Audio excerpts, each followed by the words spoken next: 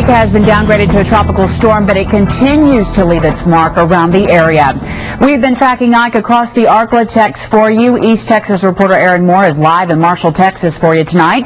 Trish Williford is in Nacogdoches, Texas, where they've seen some major damage there from the storm. KTBS 3's Trish Williford is in Nacogdoches this evening with all the details there. Heavy rain and high winds still here in the downtown area. Ike is certainly making his presence felt here in Nacogdoches.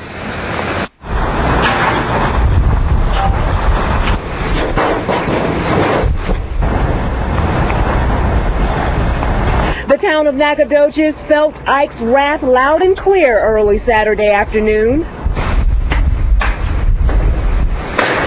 The killer storm raged through the oldest town in Texas with heavy winds and rain. Massive amounts of debris sparked power lines and fallen trees, all left behind in the storm's wake. We packed it up and got out of town. Julie Anderson and her family are among hundreds of evacuees fleeing the storm. The Andersons traveled 85 miles from Orange County after leaders ordered a mandatory evacuation. Well, considering we live so close to the water, it's pretty serious because it'll flood pretty bad. The Nacogdoches Recreation Center has become a home away from home for the Anderson family. They were here just a few weeks ago when Gustav ravaged the area. They also fled to this shelter when another killer storm roared 3 years ago. Rita was about the same, same situation. Kind of catch you off guard, but you got to get to safety. Well, the winds really started to pick up earlier this afternoon. Take a look at this awning that was hanging from the top of this bank. It crashed into pieces to the ground.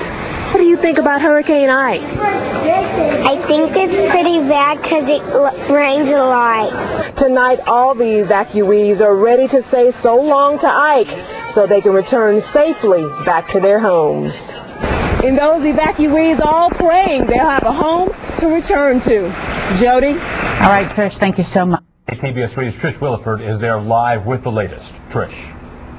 Jerry, Sherry, believe it or not, it took fire crews an hour and a half to get this blaze under control. And if you take a look behind me, you can see there are still dozens of firefighters still on the scene. And it actually took all of them to help fight this blaze. Now, it all happened around 2:20 this afternoon. The fire broke out at a home on Prospect and Gilbert Drive. Now, the family inside the house said they heard a popping sound coming from the back of the house.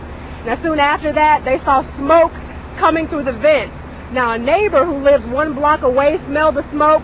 She was in disbelief when she arrived on the scene.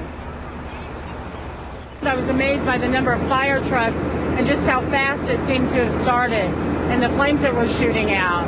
It's a lot of wood that's involved. It's old wood, which makes it easy tinder for fire to travel very rapidly through. And the good news is the family as well as pets all made it out of the home safely. Unfortunately, firefighters could not save the house. Oh, that's too bad. All right, glad everyone's okay there. Bossier City residents are getting more information about the Haynesville Shale. An informational meeting is just starting at Bossier Parish Community College, and that's where KTBS 3's Trish Williford joins us now live. Trish, how's it going there?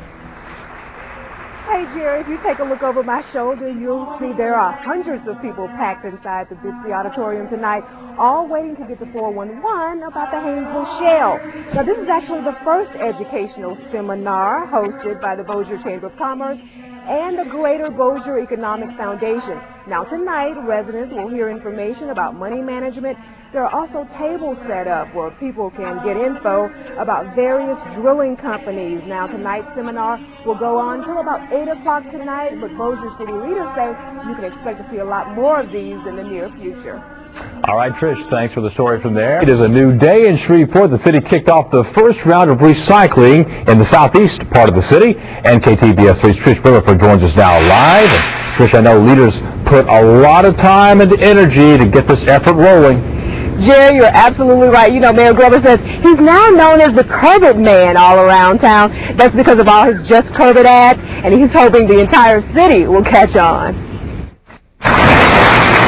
Oh, it's exciting. This is good for the community. City leaders are calling it a new day in Shreveport. Recycling is now officially underway in the city. It's an effort that took years of researching and planning. It's something certainly I would have liked to have seen the city of Shreveport start at an earlier point in time, but I'm not quite sure if we would have gotten it right. The landfills are just overrun. I mean, there's more material than they have places for it. 66,000 bins have been delivered in most neighborhoods across Shreveport.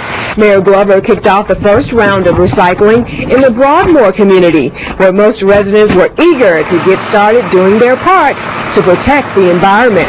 We're not one of the largest cities, but we're good enough in size that we need folks to participate. You just bring out your recyclable container with your standard garbage that you normally bring to the curb, and then we'll take it from there. And if you think loading these bins is an easy job, think again. It's a lot of hard work. It takes practice. Everything takes time. So once they get a hang of it and we get a hang of it, it'll be really smooth. And remember, Shreveport, only recyclables go inside these blue bins. It's recycling made simple. Just curb it. And again, remember, no food, no yard waste, styrofoams, not allowed in these bins. For a complete list, log on to our website, ktbs.com, keyword recycle.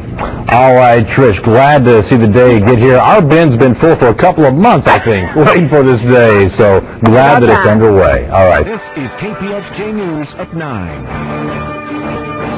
Good evening, I'm Trish Williford. Thanks for joining us for KPXJ News at 9, where we get straight to the point. A broken marriage leads to gunfire. Now one person is dead. Public safety was front and center tonight in Bossier City. Should police and firefighters get a raise? The Shreveport City Council is about to vote. And take a look at this. The Democratic National Convention is now underway in Denver. Well, one person is dead and his wife injured following an apparent murder-suicide attempt in Shreveport. It happened just after 6 o'clock tonight in the city's southwest side near Wagoner and Hearn. It's new tonight with crime scene reporter Chris Redford. And Chris, what can you tell us tonight? After noon tonight, state law enforcement officials want to keep you safe. Tonight, members of Louisiana State Police gathered in Bossier City for a town hall meeting. Their mission to address concerns of the public and to get feedback on how they can do their job better. If there's something that you'd like to change, make a suggestion. Let us know it. Maybe we can do something about it. Now, this was the first town hall meeting presented by the Louisiana State Police. Well, 3 teenagers are back in custody tonight after they escaped from a detention center and went on a wild ride. Zachary Rance and 2 others stole a car after they snuck away from the Ware Youth Center in Coushatta. A Bossier deputy spotted them, and the chase was on at speeds over 90 miles an hour. John McCain and Barack Obama have been sharing some common ground at New York's Ground Zero. As the country marks the 7th anniversary of 9/11, the 2 presidential candidates put aside politics to honor the victims and thank first responders. They talked with a small group of family members of the victims. They also laid flowers at a commemorative reflecting pool before walking off to speak with firefighters and police. Here now is a live picture from Ground Zero tonight. You can see the 2 beams of light symbolizing the Twin Towers. Well, today's viewer web poll question is, should the U.S. maintain the war on terror? 87% said yes and 13% said no. Thanks for voting.